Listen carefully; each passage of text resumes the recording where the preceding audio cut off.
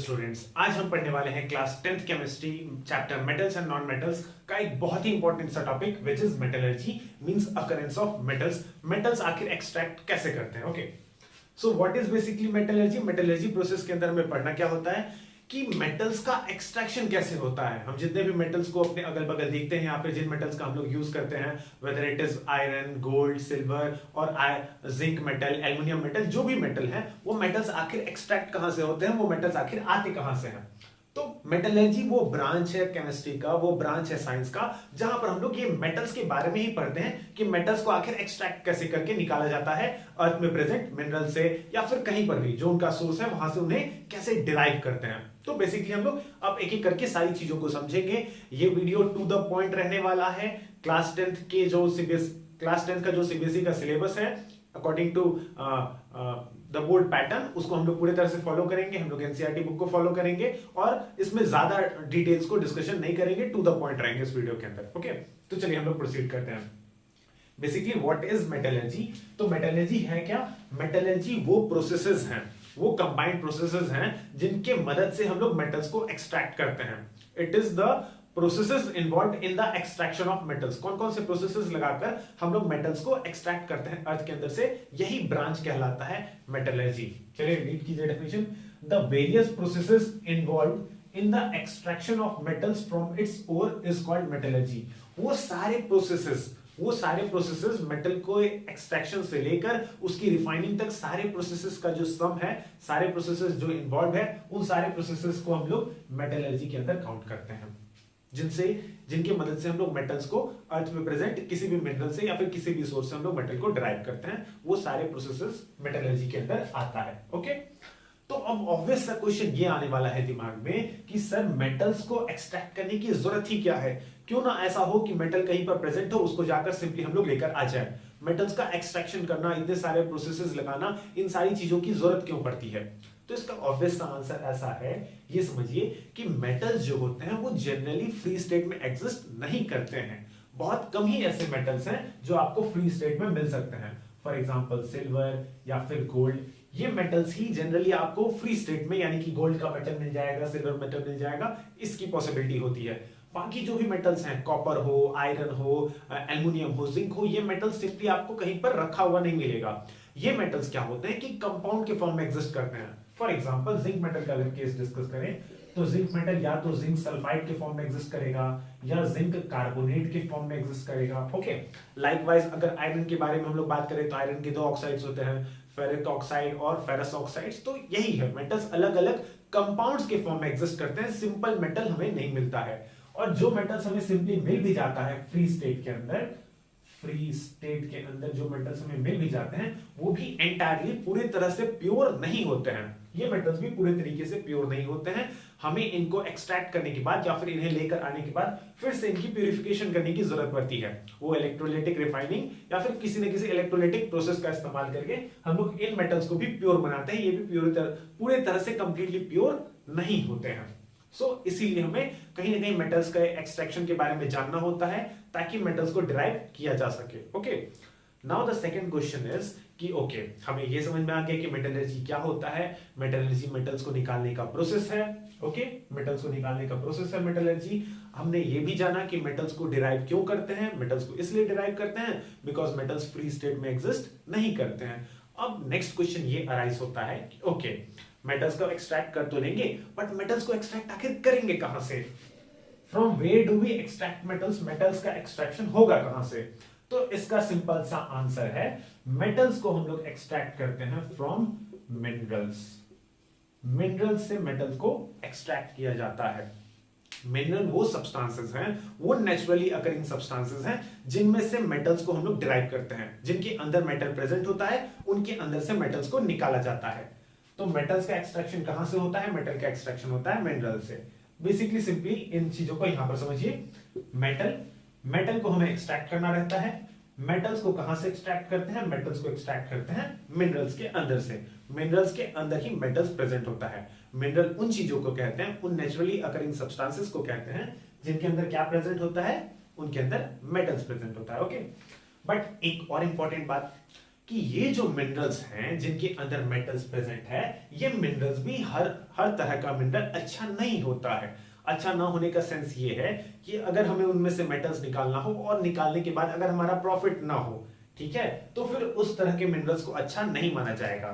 तो ऐसे मिनरल्स जिनमें से मेटल्स को निकालने से हमें प्रॉफिट हो, बस उन्हीं मिनरल्स को एक और नाम दे दिया गया है, दैट इज ओर्स। तो ओर्स कुछ अलग नहीं है, कुछ नया नहीं है, ओर्स भी मिनरल्स ही हैं, बट ये अच्छे वाले मिनरल्स हैं। इनमें मेटल का परसेंटेज, मेटल की क्वांटिटी हाई होती है। ऐसे एग्जांपल से समझिए कि मान लो दो सेम शेप की, सेम साइजेस के अगर दो रॉक्स हैं हमारे पास, दो स्टोन्स हैं, ठीक है, ये दो स्टोन्स हैं, अगर दोनों ही स्टोन्स को मिनरल्स माना जाए, ये दोनों मिनरल्स हैं, सेम ही मेटल के मिनरल्स हैं, ओके, ऐसा मान लेते हैं हम लोग, इसमें से भी कॉपर निकलेगा और यहां से भी कॉपर निकलेगा, ठीक है, Cu मींस कॉपर। बट अगर आप ऐसा समझो कि यहां से कॉपर निकालने पर इस पूरे मेटल का जो भी वेट हो, 1 kg 10 kg जो भी वेट हो, हमें यहां से मेटल लेटस से कि हम लोग कहते हैं कि यहां से 50 ग्राम्स कॉपर मिला, ओके। और अगर दूसरे स्टोन को कंपेयर करें, दूसरे मिनरल को कंपेयर करें और यहां पर हमें 0.05 ग्राम या फिर इससे भी कम मेटल मिला, तो आप देखो कंपैरिजन देखो कि सेम तरह के सेम साइज वाले रॉक थे, मिनरल्स थे, वहां से एक जगह ज्यादा मेटल मिला, एक जगह कम मेटल मिला, तो जहां से ज्यादा मेटल मिलेगा हम लोग इसी तरह के मिनरल्स को चूज करेंगे, इसी तरह के पत्थरों को चूज करेंगे, और यही जो स्टोन्स होंगे जहां से हमें ज्यादा अमाउंट में मेटल मिलेगा, इन्हीं को नाम दे दिया जाएगा ओर्स, ओके। तो बात ये समझो, मिनरल्स तो दोनों ही हैं, बट जो अच्छे वाले मिनरल्स हैं जहां से मेटल्स हाई परसेंटेज में मिलता है, उन्हें ही नाम दे दिया जाता है ओर्स, ओके। अगर डेफिनेशन की बात करें तो डेफिनेशन देखिए, minerals they are naturally occurring substances, ये नेचुरली अकरिंग होते हैं, ये मैन मेड नहीं होते हैं, नेचर में ऑलरेडी प्रेजेंट होते हैं।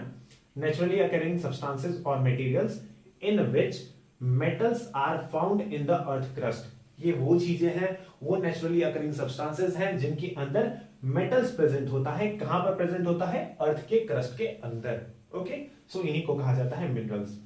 ओर्स क्या है? ओर्स को समझिए, दोज मिनरल्स, ऐसे minerals from which the metals can be extracted profitably and easily. ऐसे मिनरल्स, ओर्स क्या है? ऐसे मिनरल्स ही हैं ये लोग, बट इनमें दो खास बातें हैं। इनमें से मेटल्स का एक्सट्रैक्शन आसान है, इजीली निकाल लेते हैं, और दूसरी बात प्रॉफिटेबल, यानी कि चीप भी है। यहां से मेटल्स को निकालना काफी सस्ता होता है, काफी प्रॉफिटेबल होता है और आसान भी होता है। दो पॉइंट्स को याद रखना है, ओके। एक नोट पॉइंट, यहां से हमें ये जानकारी मिली इन दोनों को पढ़कर कि सारे ओर्स, जितने भी ओर्स हैं, उनको तो मिनरल्स कहा जा सकता है, क्योंकि ओर्स होता क्या है? ओर्स अच्छे वाले मिनरल्स ही तो होते हैं। ओर्स जो हैं वो अच्छे वाले मिनरल्स ही होते हैं, but all minerals are not ores. But आप सभी मिनरल्स को ओर्स नहीं कह सकते हो। एग्जांपल देखो, ये दोनों मिनरल्स तो थे, बट इनमें से ये वाला ही केवल ओर कहलाया क्योंकि इसके अंदर मेटल ज्यादा अमाउंट में प्रेजेंट था, ज्यादा परसेंटेज में प्रेजेंट था। और ये जो मिनरल प्रेजेंट है, इसमें चूंकि मिनरल तो ये भी है, बट इसमें मेटल्स का एक्सट्रैक्शन उतना प्रॉफिटेबल नहीं था, इसीलिए इसे ओर ना कहकर केवल मिनरल कहा जाएगा। तो ये पॉइंट याद रखिए, all ores are minerals but all minerals are not ores, ठीक है। आप इसे लिख लो। अब हम लोग आगे बढ़ेंगे, हम लोग ये देखेंगे कि कौन कौन से स्टेप्स इन्वॉल्व होते हैं मेटलर्जिकल प्रोसेसेस के अंदर, यानी कि मेटल्स के एक्सट्रैक्शन के अंदर।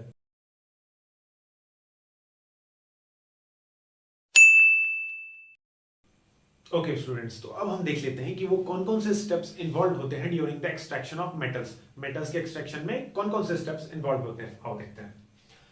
तो बेसिकली जब हमारे पास ओर प्रेजेंट है, ओर यानी कि वैसा मिनरल जिसमें हायर परसेंटेज के अंदर मिनरल है, हायर परसेंटेज के अंदर मेटल है, अच्छा वाला मिनरल, ओके।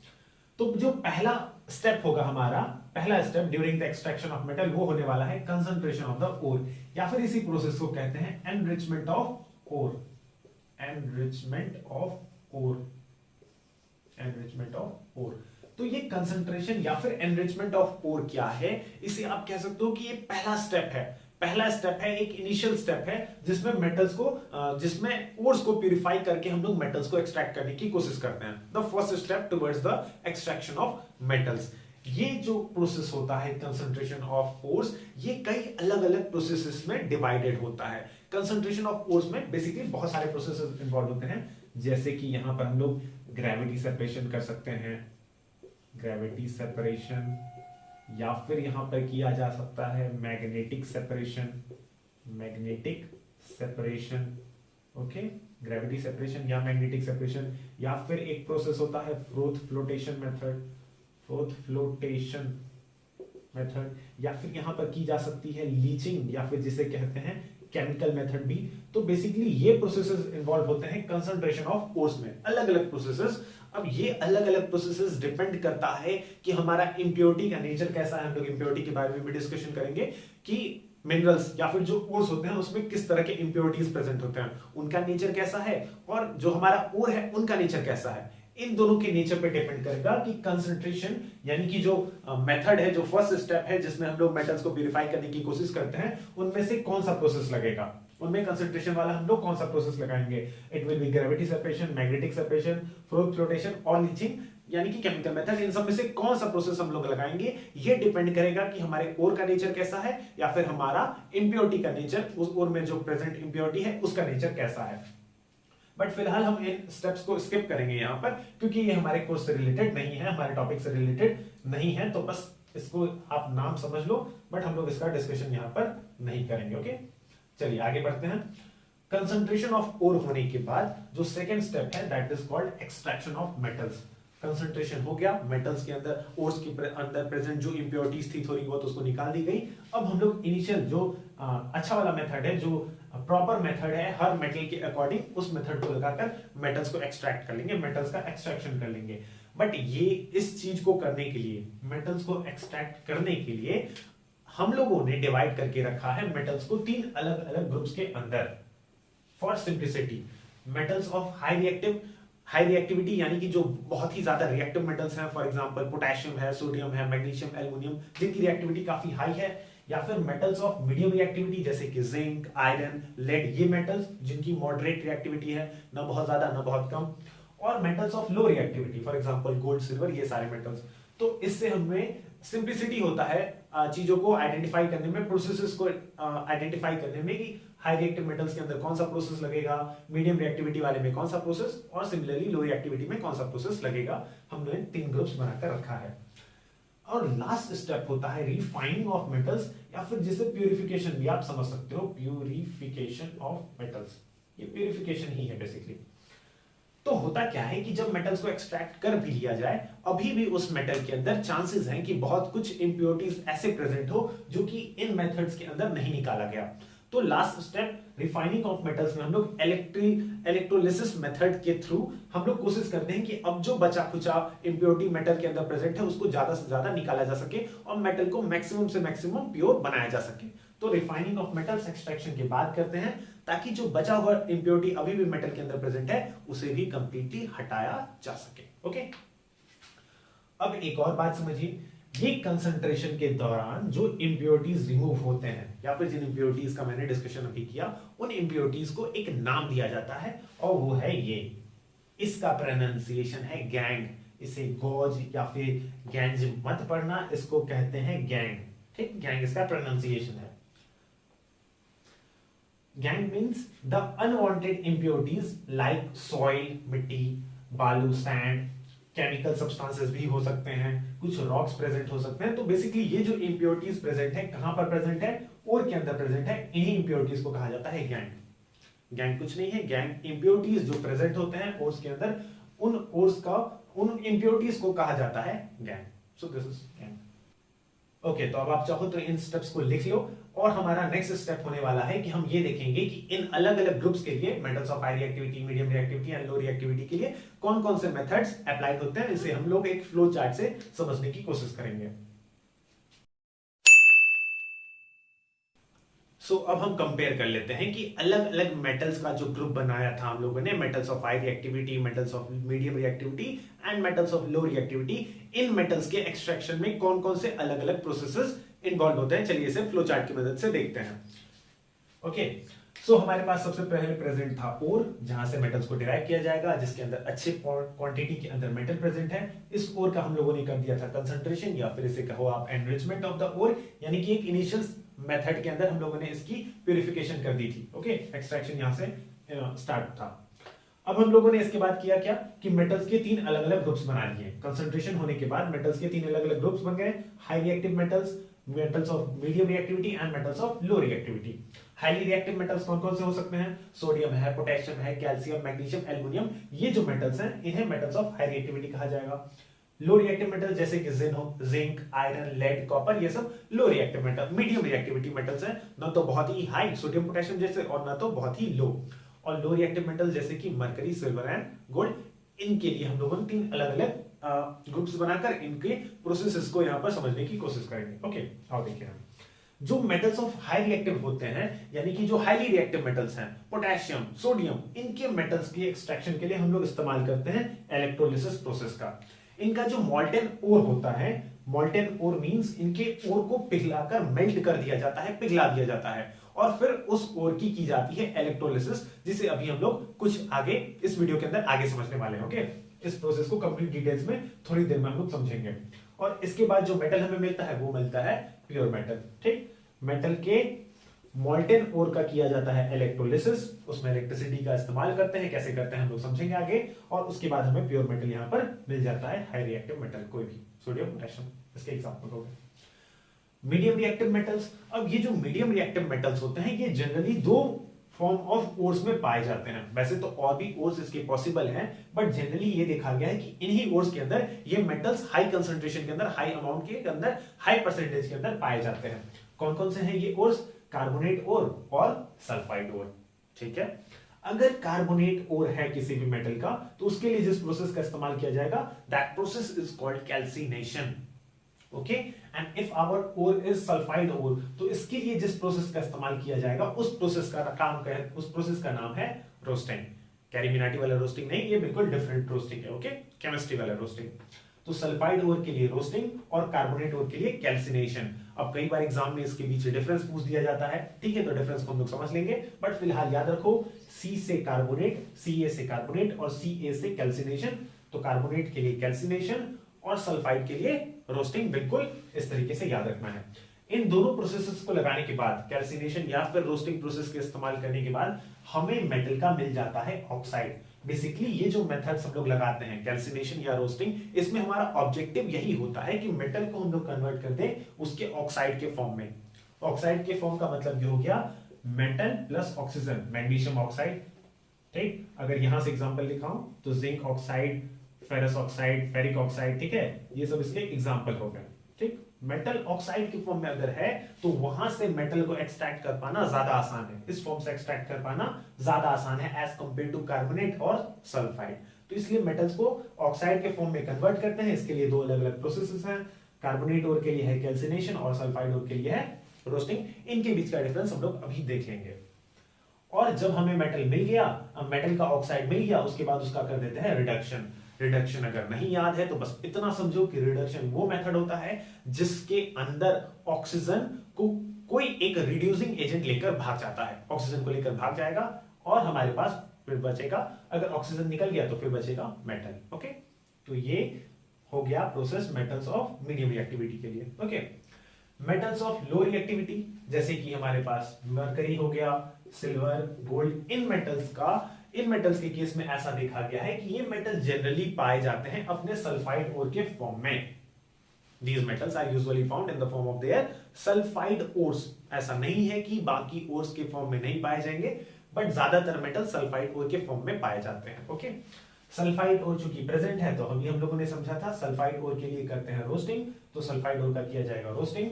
रोस्टिंग के बाद जो मेटल हमें मिलेगा उस मेटल का कर देंगे फिर से रिफाइनिंग, इलेक्ट्रोलिटिक रिफाइनिंग क्या होता है इसे भी हम लोग आगे समझ लेंगे और फिर हमें प्योर मेटल मिल जाएगा। सो बेसिकली ये एक फ्लो चार्ट है जिसकी मदद से आप अलग अलग मेथड्स को देख सकते हो। हम लोग कार्बोनेट और सल्फाइड के बीच का डिफरेंस समझ लेते हैं, अभी कैल्सिनेशन और रोस्टिंग के बीच का डिफरेंस अभी समझ लेते हैं। ओके, अगर आप देखना चाहो तो इससे स्क्रीनशॉट ले लो और हम लोग कार्बोनेट और सल्फाइड ओर के बीच का जो डिफरेंस है उसे समझते हैं, कैल्सिनेशन एंड रोस्टिंग को। तो what is calcination and roasting? Calcination and roasting, इसके बीच का डिफरेंस आपको पता होना चाहिए। तो चलिए देखते हैं। सबसे पहला पॉइंट कि कैल्सिनेशन ये प्रोसेस इस्तेमाल करते हैं, this process is used, this process is used in the case of, अभी हम लोग ने सीखा था, just in the case of carbonate ores, in the case of carbonate ores, अगर मेटल कार्बोनेट के फॉर्म में है, ठीक है, जिंक कार्बोनेट, आयरन कार्बोनेट, ठीक, लेड कार्बोनेट, तो यहां पर हम लोग कैल्सिनेशन प्रोसेस का इस्तेमाल करेंगे। रोस्टिंग अगर मेटल सल्फाइड के फॉर्म में प्रेजेंट है, ओके, तो यहां पर रोस्टिंग प्रोसेस का इस्तेमाल करेंगे।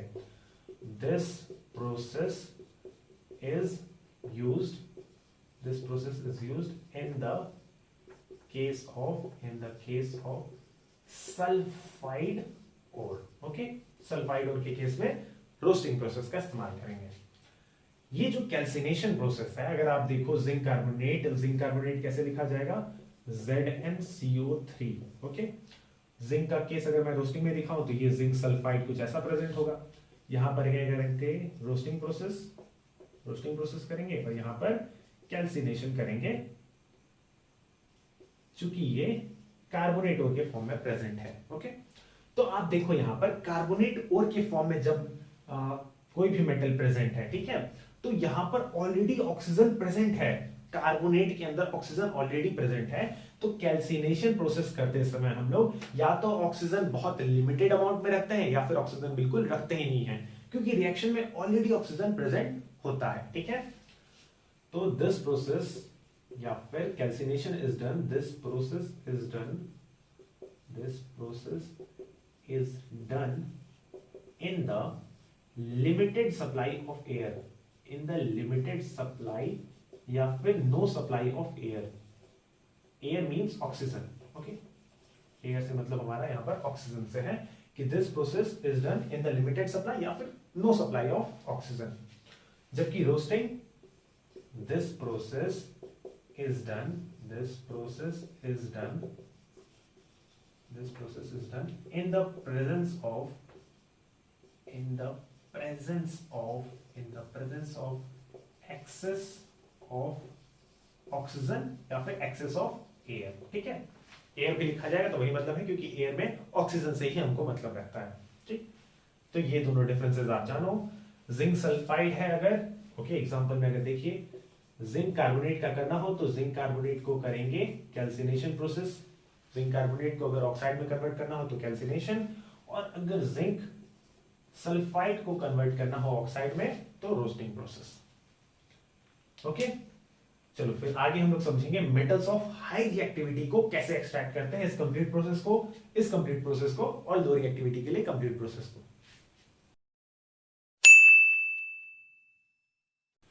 ओके, सो चलिए अब आगे बढ़ते हैं। अब हम सीखते हैं कि मेटल्स यानी कि हाईली रिएक्टिव मेटल्स का एक्सट्रैक्शन डिटेल्स में कैसे किया जाता है, एक्चुअल में कैसे किया जाता है, ओके।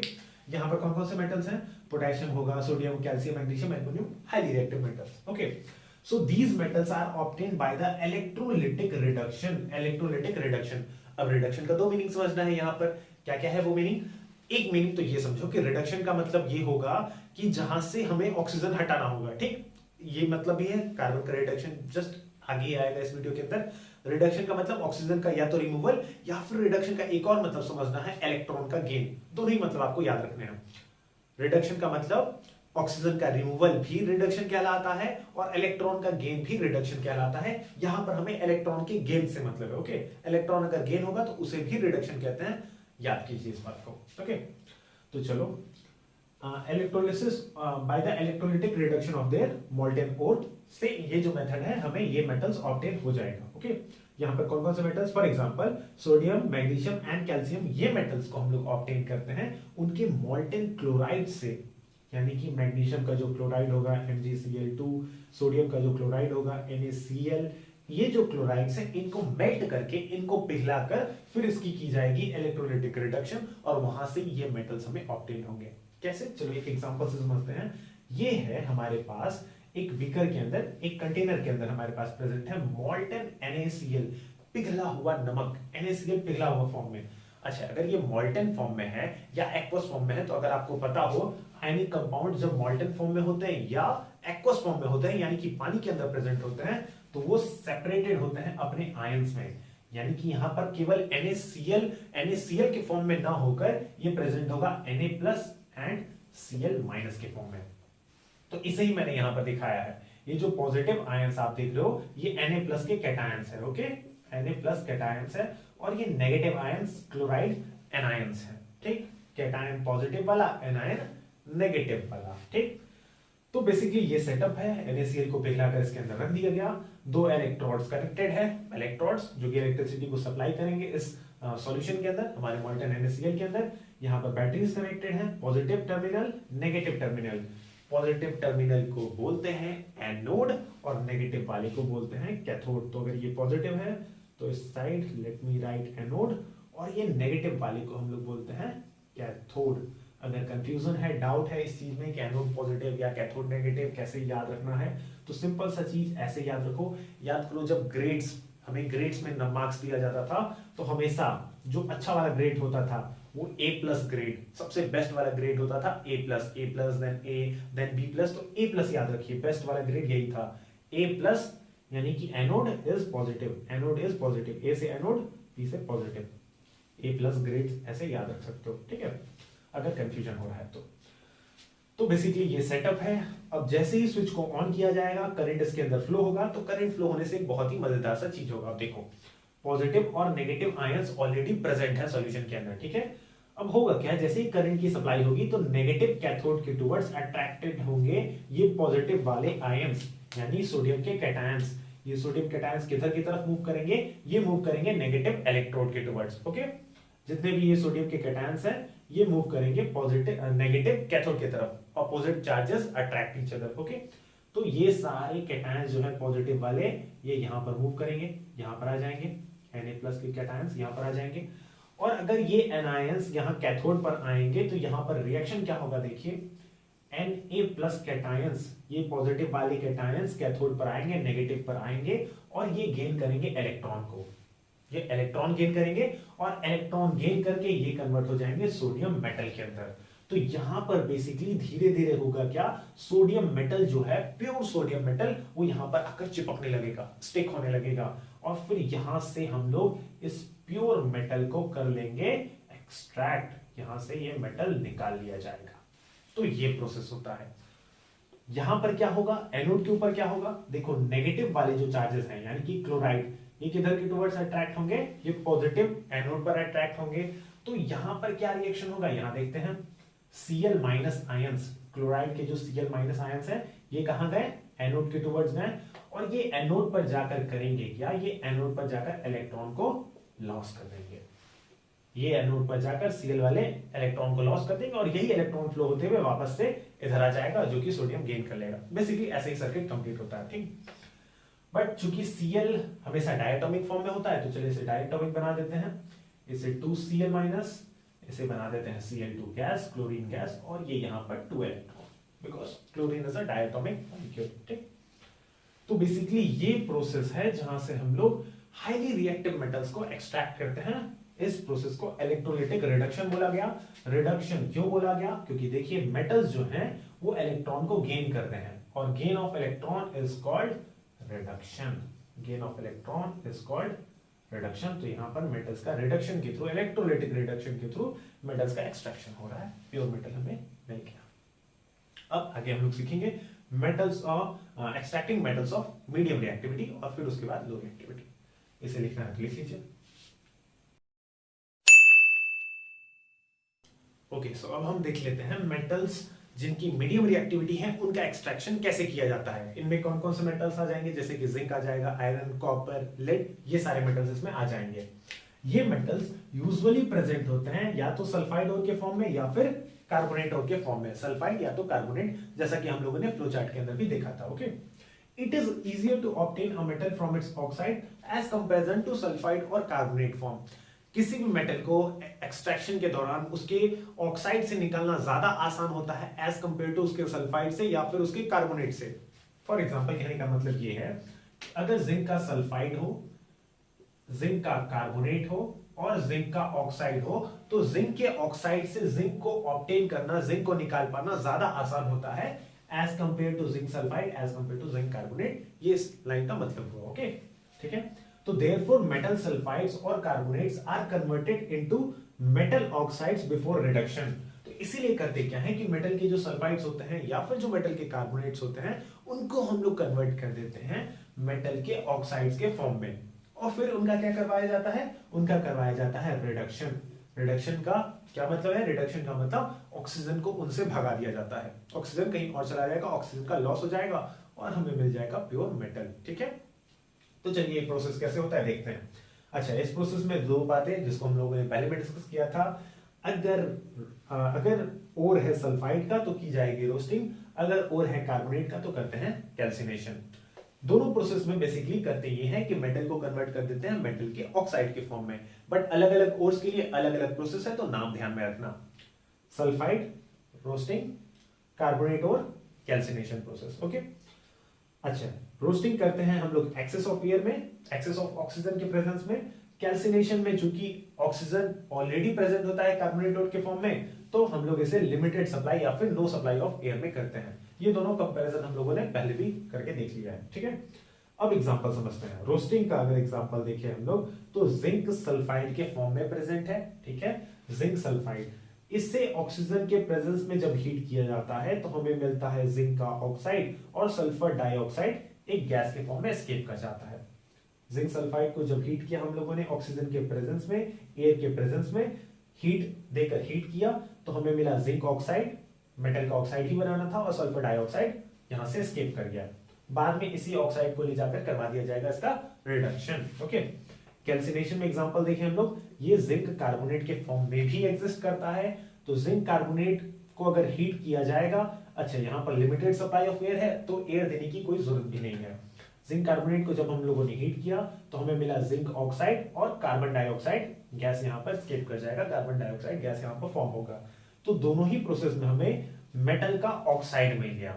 ठीक है, बट अभी भी मेटल तो हमें नहीं मिला। ठीक, अब करेंगे क्या, जैसे ही हमें मेटल का ऑक्साइड मिल जाएगा, अब इस मेटल ऑक्साइड का करवाया जाएगा रिडक्शन किसी एक सुटेबल रिड्यूसिंग एजेंट से। यहां पर किस रिड्यूसिंग एजेंट को हम लोग चूज करते हैं, यहां पर we choose carbon as a reducing agent. Carbon करेगा क्या, कार्बन आएगा पिक्चर में, ऑक्सीजन को लेकर भाग जाएगा। ठीक है, जिंक ऑक्साइड जब रिएक्ट करेगा कार्बन के साथ तो जिंक मेटल बचेगा क्योंकि कार्बन ऑक्सीजन को लेकर भाग गया। जिंक ऑक्साइड का हो गया रिडक्शन, हमें मिल गया प्योर मेटल। तो इस तरीके से ऑब्टेन करते हैं मेटल जिनकी मीडियम रिएक्टिविटी होती है। ये एक तरीका हो गया। कभी कभी क्या करते हैं हम लोग इसी प्रोसेस के अंदर, यानी कि मीडियम रिएक्टिविटी मेटल्स के अंदर हम लोग डिस्प्लेसमेंट रिएक्शन का भी यूज करते हैं। डिस्प्लेसमेंट रिएक्शन से भी मेटल्स को ऑब्टेन करते हैं। कैसे, चलो देखते हैं। ठीक है, इससे मैं यहां पर करता हूं रब, अगर आपको स्क्रीनशॉट लेना है तो ले लो, और ये वाला लाइन मैं यहां पर मिटा देता हूं। ठीक है, हम लोग देखते हैं कि डिस्प्लेसमेंट रिएक्शन से भी किस तरीके से मेटल्स को ऑब्टेन किया जाता है इस प्रोसेस के अंदर, मेटल्स ऑफ मीडियम रिएक्टिविटी। ठीक है, नोट में हमें यही लिखना है, नोट में आपको यही मेंशन करना है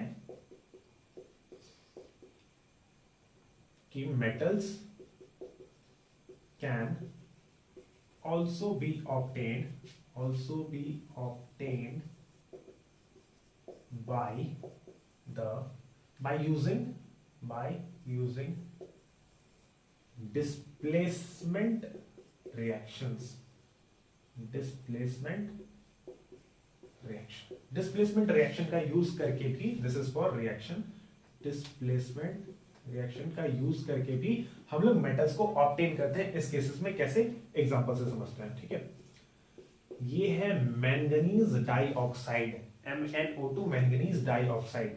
जब मैंगनीज डाइऑक्साइड को रिएक्ट करवाया जाता है एल्युमिनियम मेटल के साथ, आप याद करो एल्युमिनियम मेटल रिएक्टिविटी सीरीज में ऊपर आती है। ठीक है, तो एल्युमिनियम मेटल चूंकि एक हाईली रिएक्टिव मेटल है, तो ये क्या कर देगा, मैंगनीज डाइऑक्साइड में से मैंगनीज को डिस्प्लेस कर देगा। ठीक है, हाईली रिएक्टिव मेटल अपने से कमजोर मेटल को कर देता है डिस्प्लेस, तो यहां पर बनेगा एल्युमिनियम ऑक्साइड। ठीक, एल्युमिनियम ऑक्साइड Al2O3। ठीक, और ये जो मैंगनीज है, अब मैंगनीज अलग हो चुका है, मेटल प्योर फॉर्म में आ गया, मैंगनीज ऑक्साइड से खत्म होकर अब मैंगनीज हमें प्योर फॉर्म में मिल गया। साथ ही साथ इस रिएक्शन में रिलीज होगा लॉट ऑफ हीट। ये जो रिएक्शन है, इस रिएक्शन के अंदर बहुत ज्यादा हीट भी रिलीज होगा। ठीक, एक और इंपॉर्टेंट बात, ये जो मैंगनीज यहां पर मिलता है ये हमें लिक्विड फॉर्म में मिलता है। मैंगनीज का स्टेट यहाँ पर, इस मेटल का स्टेट यहाँ पर लिक्विड स्टेट में होगा। इतना ज्यादा हीट प्रोड्यूस होगा इस रिएक्शन में कि मैंगनीज हमें लिक्विड स्टेट में मिलेगा। एक और एग्जांपल है जो कि बहुत इंपॉर्टेंट है, हमें जिसे याद भी रखना है, वो है फेरिक ऑक्साइड का, Fe2O3।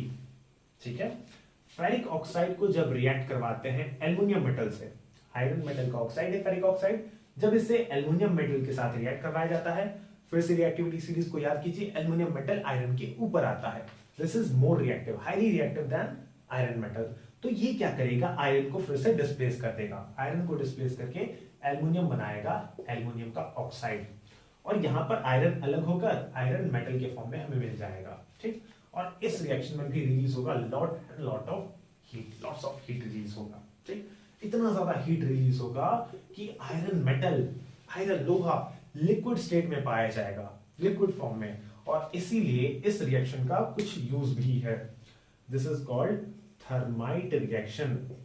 थर्माइट रिएक्शन, इसको आपको ध्यान पर रखना है, it is important reaction, thermite reaction, basically ये वाला, इसको तो ध्यान पर बिल्कुल ही रखो, क्योंकि आयरन मेटल का बहुत ज्यादा यूज होता है। कैसे यूज होता है, इस रिएक्शन के यूज से हम लोग करते हैं वेल्डिंग वगैरह, वेल्डिंग का यूज किया जा सकता है, रेलवे ट्रैक्स को, वेल्डिंग नहीं, बेसिकली हम लोग इसके मदद से रेलवे ट्रैक्स को, रेलवे ट्रैक्स में जो क्रैक्स आ जाते हैं उनको ज्वाइन करने का काम किया जाता है, या फिर जो बड़े बड़े मशीन के पार्ट्स होते हैं, ठीक है, अगर उनमें कोई क्रैक आ गया है, मेटल के जो बड़े बड़े मशीनरीज हैं, अगर उनमें कोई मेटल का ब्रेक आ गया है, कोई गैप आ गया है, ठीक, कोई क्रैक आ गया है, तो पूरी की पूरी मशीन को बदलने से अच्छा है, पूरे के पूरे रेलवे ट्रैक को बदलने से अच्छा है कि वहां पर ये वाला रिएक्शन करवाया जाए, और जो मॉल्टन लोहा होगा, मॉल्टन आयरन होगा, वो उन क्रैक्स में फिल कर दिया जाए। ठीक है, इससे क्या होगा कि मेटल जब ठंडा होगा, जब कूल होगा, तो ये ट्रैक को फिर से उसी तरह से सॉलिड कर देगा, हार्ड कर देगा, स्ट्रॉन्ग बना देगा। सो इस रिएक्शन का यूज है, आप लोग याद रखो, this is called thermite reaction. यहां पर यही इंपॉर्टेंट बात है कि मेटल इतना ज्यादा हीट प्रोड्यूस होता है कि जो मेटल है, आयरन मेटल, वो लिक्विड स्टेट में निकलता है। ठीक है, सो इस रिएक्शन को आप याद रखिए। एक और टास्क, आप लोग इस रिएक्शन को बैलेंस करो, यहां पर A, B, C और D, इन कोफिशिएंट्स का क्या वैल्यू होगा, कमेंट करके बताइए, A, B, C और D। ठीक है, और इस रिएक्शन को भी बैलेंस कर लेना। ठीक है, इस रिएक्शन को भी बैलेंस कर लेना, यहां पर मैं लिख देता हूं E, F, G and H, दोनों रिएक्शंस को बैलेंस कीजिए और इन कोफिशिएंट्स का आंसर बताइए। सो ये कंप्लीट होता है हमें मेटल्स, हमारा extraction metals of medium reactivity वाला। अब बचा मेटल्स ऑफ लो रिएक्टिविटी और refining of metals.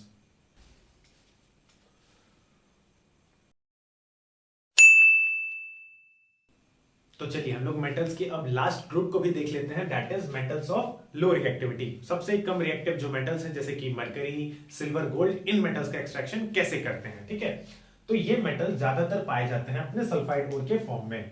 These metals are usually found in the form of sulfide ore. So generally sulfide ore के फॉर्म में प्रेजेंट होते हैं, गोल्ड सल्फाइड, मरकरी सल्फाइड, इस तरह से। ठीक, Their oxide can be reduced to metals by heating a lot, और बहुत ही आसानी से अगर इनके ऑक्साइड्स को, इन मेटल के ऑक्साइड्स को, फॉर एग्जांपल मरकरी ऑक्साइड को अगर हीट किया जाए तो आसानी से वो मेटल के फॉर्म में कन्वर्ट हो जाता है, यानी कि यहां पर हमें रिड्यूसिंग एजेंट की भी जरूरत नहीं है।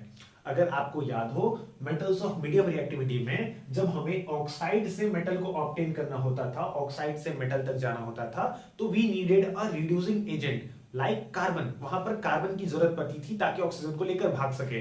यहां पर उसकी भी जरूरत नहीं है, यहां पर कार्बन की भी जरूरत नहीं है। अगर आप ऑक्साइड को हीट करो तो ऑक्साइड डायरेक्टली मेटल में कन्वर्ट हो जाता है। कैसे, चलिए एग्जांपल से समझते हैं। ये है हमारे पास मरकरी सल्फाइड। ठीक है, मरकरी सल्फाइड के फॉर्म में प्रेजेंट है, और सल्फाइड ओर्स का करते हैं हम लोग रोस्टिंग, और रोस्टिंग किया जाता है in the presence of excess of air, excess of oxygen. तो ऑक्सीजन प्रेजेंट है, एयर प्रेजेंट है, इसमें सल्फाइड ओर को किया जाएगा heat. This is basically roasting process, हम लोगों ने इसे पीछे भी समझा है। ठीक, तो मिलेगा हमें यहाँ पर मरकरी का ऑक्साइड, मेटल का ऑक्साइड, और साथ ही रिलीज हो जाएगा सल्फर डाइऑक्साइड। ठीक, मरकरी ऑक्साइड हमारा मिल गया, यहाँ पर मेटल का ऑक्साइड मिल गया। अब अगर हीट को कंटिन्यू रखा जाए, इस रिएक्शन में हीट को कंटिन्यू रखा जाए, हीट कंटिन्यूअसली अगर हम लोग कंटिन्यूअसली देते रहें, तो मरकरी ऑक्साइड अब हीट होकर कन्वर्ट हो जाएगा मरकरी मेटल में और ऑक्सीजन गैस यहां से अलग हो जाएगा। तो बेसिकली हमें मेटल मिल गया। किया क्या गया, रोस्टिंग प्रोसेस था। रोस्टिंग में हमने मेटल के सल्फाइड को हीट किया एक्सेस एयर के प्रेजेंस में, हमें मिला मेटल का ऑक्साइड। मेटल के ऑक्साइड को भी हीट करते रहे, हीट लगातार कंटिन्यू अगर रहेगा रिएक्शन में तो ये मरकरी का जो ऑक्साइड था, मेटल का ऑक्साइड, ये भी ब्रेक होकर मिल जाएगा हमें मेटल, और ये हमें मेटल मिल गया। ठीक, ऑक्सीजन गैस यहाँ पर अलग। एक और एग्जांपल देखते हैं, ये है copper sulphide, basically cupric sulphide. तो क्यूप्रिक सल्फाइड का भी करेंगे रोस्टिंग। रोस्टिंग का मतलब एयर के प्रेजेंस में, ऑक्सीजन के प्रेजेंस में करेंगे इसे हीट करने के बाद ये कन्वर्ट हुआ क्यूप्रिक ऑक्साइड में और साथ में रिलीज हो गया सल्फर डाइऑक्साइड। अगर इस रिएक्शन में भी हीट को कंटिन्यू रखा जाए, लगातार हीट देते रहे हम लोग, तो अब ये जो क्यूप्रस सल्फाइड था ये क्यूप्रिक ऑक्साइड से ही रिएक्ट कर लेगा। Cuprous oxide, cupric oxide cupric sulphide से ही रिएक्ट करके, cupric, this is basically cupric, से रिएक्ट करके कॉपर मेटल दे देगा और यहां से सल्फर और ऑक्सीजन कंबाइन होकर सल्फर डाइऑक्साइड हमें मिल जाएगा। तो बेसिकली यहां पर भी हमें कॉपर मेटल ऑब्टेन हो ही गया। ठीक है, अब अगर इन रिएक्शंस को बैलेंस करना है तो चलिए बैलेंस करते हैं। यहां पर 2 और 1 3 ऑक्सीजन प्रेजेंट है और यहां पर 2 ही ऑक्सीजन प्रेजेंट है, ऑड और इवन प्रेजेंट है, तो हमें इसे कहीं ना कहीं इवन बनाना होगा। ठीक है, तो इवन बनाने के लिए यहां पर अगर 2 से मल्टीप्लाई करते हैं, ठीक है, तो ऑक्सीजन हो गया 2 और 2 4। बट अगर यहां 2 से मल्टीप्लाई कर दिया गया एलएचएस साइड में, तो मरकरी देखो यहां पर भी प्रेजेंट है, यहां पर भी 2 से मल्टीप्लाई करना होगा। ठीक है, बट सल्फाइड यहां पर प्रेजेंट है तो सल्फर में भी 2 से मल्टीप्लाई हो गया। अब अगर हम लोग काउंट करें तो 4 ऑक्सीजन प्लस 2 ऑक्सीजन 6 ऑक्सीजन हो चुके हैं, यानी कि यहां पर 3 लगाना होगा। ठीक है, इस रिएक्शन को अगर बैलेंस करें तो 1 ऑक्सीजन 2 ऑक्सीजन 2 और 1 3 ऑक्सीजन, यहां पर भी ऑड इवन। अगर इससे इवन बनाया जाए, 2 से मल्टीप्लाई किया जाए तो 2 और 2 4 ऑक्सीजन, बट काम गड़बड़ हो गया, कॉपर हो गया 4, 2 and 2 4, तो कॉपर को भी बना देते हैं 4। अब कॉपर 4 हो चुका है, बट सल्फर भी 2 हो चुका है, तो सल्फर को भी 2 बना देते हैं। अब काउंट करते हैं ऑक्सीजन को, तो 2 और 2 4, 4 and 2 6 ऑक्सीजन, तो ये बन जाएगा 3, 3 2 6, 2 ऑक्सीजन यहां से और 2 2 4 ऑक्सीजन यहां से, ये रिएक्शन हो चुका है बैलेंस्ड। ठीक है, आप इसे चेक कर लो। अब बस इस टॉपिक के अंदर हमें पढ़ना है रिफाइनिंग। हम लोगों ने तीनों तरह के मेटल्स, यानी कि जो 3 अलग अलग ग्रुप्स हैं, metals of high reactivity, metals of low reactivity and metals of medium reactivity, सभी को कर लिया है कंप्लीट। अगर आपको कहीं पर भी इसमें दिक्कत समझ में आ रही है तो आप फिर से एक बार जाकर वीडियो को रिवाइज करो, आपको सारी चीजें क्लियर हो जाएंगी। ठीक है, अब हम लोग आ रहा बस बचा इस टॉपिक में रिफाइनिंग। ठीक है,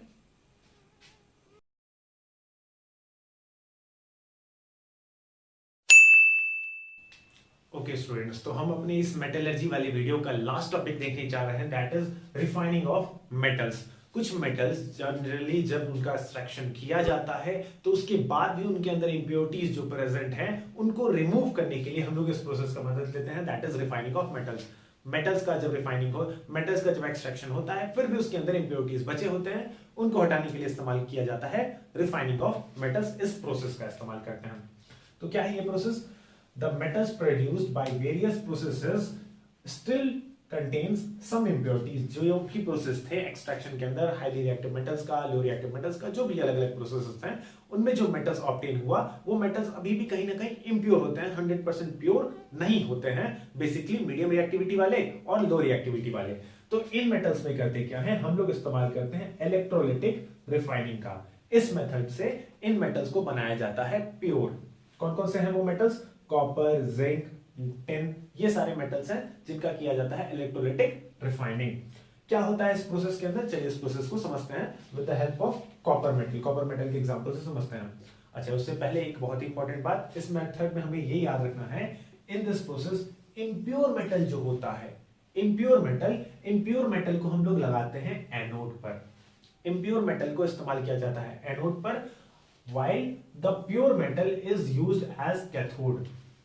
प्योर मेटल को कैथोड पर इस्तेमाल किया जाता है और इम्प्योर मेटल को एनोड पर इस्तेमाल किया जाता है। इस चीज को बहुत अच्छे से याद रखना है, ये बहुत बार एग्जाम से पूछा जाता है, तो आपको याद रखना चाहिए। इम्प्योर आएगा एनोड पर और प्योर मेटल आएगा कैथोड पर। अगर भूल जाओ तो एक छोटा सा ट्रिक याद रखो, इम्प्योर मेटल को बनाते हैं कहां पर? एनोड पर। ठीक है, इम्प्योर मेटल को कहां पर लगाते हैं? एनोड पर लगाते हैं। और प्योर मेथड को कहां पर लगाते हैं? कैथोड पर लगाते हैं। प्योर मेटल जो होता है उसे कहां पर लगाते हैं, कैथोड पर लगाते हैं। ठीक है, आपको याद रखना है IMACP, ACP याद है ना, CID सीरियल, ACP प्रद्युमन, तो बस वही वाला ACP याद रखिए। ठीक, IMACP में आप याद रखो इम्प्योर मेटल कहां पर, एनोड पर, जबकि प्योर मेटल कहां पर, कैथोड पर। IMACP, ACP प्रद्युमन, कौन सी सीरियल, CID। ठीक है, तो बस इतना सा याद रखो, एक छोटा सा ट्रिक है, इससे कभी भी एग्जाम के अंदर आपको कंफ्यूजन नहीं होगा। इम्प्योर मेटल का होगा एनोड और प्योर मेटल का होगा कैथोड। ठीक है, चलिए आगे बढ़ते हैं।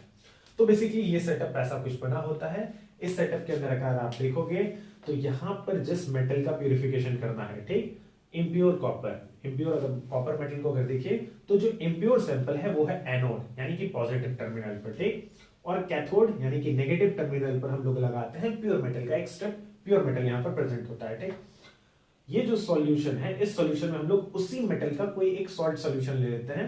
यहां पर कॉपर है तो कॉपर मेटल का ही कॉपर सल्फेट सॉल्यूशन ले लिया गया। ठीक, जैसे ही स्विच को ऑन करेंगे, इस की को प्रेस करेंगे, स्विच हो जाएगा ऑन, करंट फ्लो होने लगेगा।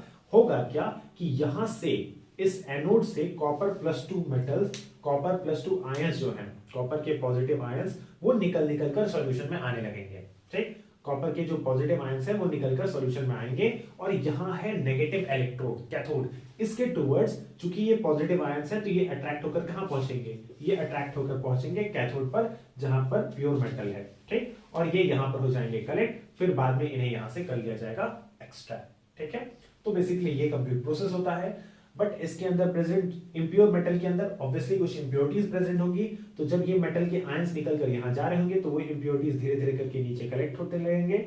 वो इंप्योरिटीज नीचे कहां पर कलेक्ट होंगे, एनोड के नीचे कलेक्ट होंगे, और इन्हीं इंप्योरिटीज को कहा जाता है एनोड मड। इन्हीं इंप्योरिटीज का नाम दिया जाता है एनोड मड। इसका डेफिनेशन क्या है, चलिए देख लेते हैं। The insoluble impurities which settle down, जो कि नीचे बैठ जाते हैं at the bottom of anode, किसके नीचे, एनोड के बॉटम पर, एनोड के नीचे आकर बैठ जाते हैं, during electrolysis is known as anode mud. इस प्रोसेस के दौरान, इलेक्ट्रोलिसिस प्रोसेस के दौरान जो इनसॉल्युबल इंप्योरिटीज है, जो घुलेगा वो नीचे आकर बैठता है एनोड के नीचे, और इन्हीं इंप्योरिटीज को, इन्हीं गंदगी को कहा जाता है anode mud. So this is all for this video.